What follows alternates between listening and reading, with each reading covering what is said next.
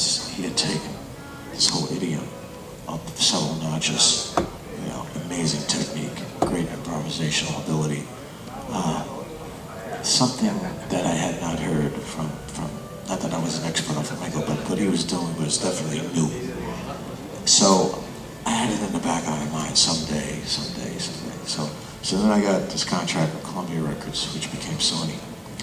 And it was my second record. I mentioned to my product manager that it would be, you know, this great idea of like having Paco come from Spain. So they contacted his record company, which was RCA at the time, and they arranged for him to come to New York. So he comes to New York, doesn't speak a word of English, but he has a friend that was translating. And he was really nervous. He was so out of his comfort zone. Not that he should have been nervous, I was nervous too, but he was just out of the comfort zone. So we attempted 3 or 4 or 5 takes, 3 or 4, and I remember we didn't get it. So his friend comes up to me and goes, he whispers in my ear, he goes, you know, Paco really can't play unless he has weed. I said, well, you know, I happen to have this guy named Mike who got me the gig with Chick. He's in the other room.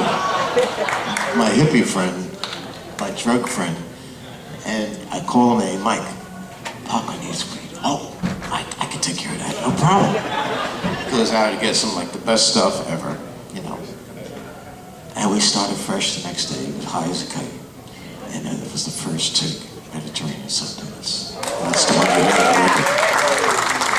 And what's cool about that one was you hear Paco. I mean, the interplay was just amazingly great. And we knew we had it. Everybody in the control room was waving their hands and everything.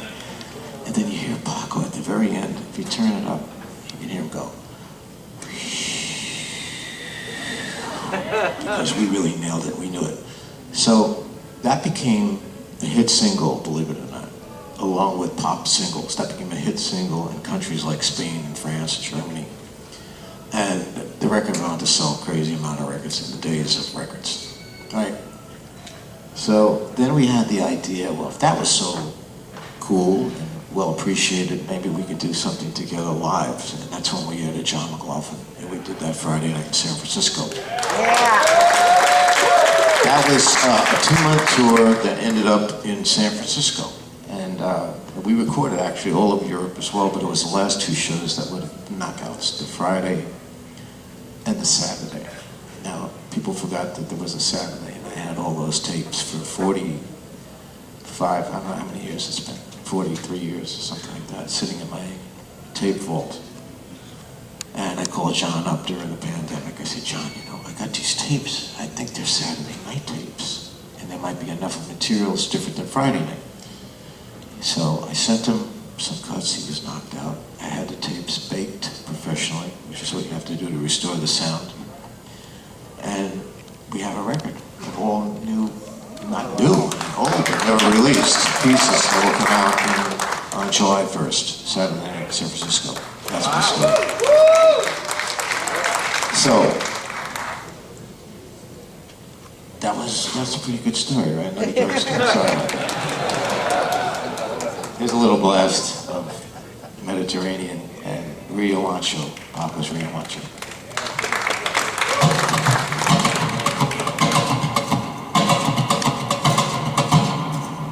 And every time I started that, Paco said, slow down, slower, slower. He said, it's slower because the lines that were coming up were so fast. So if I started like, we'd never be able to play the line side of the song. Then they look at me and go,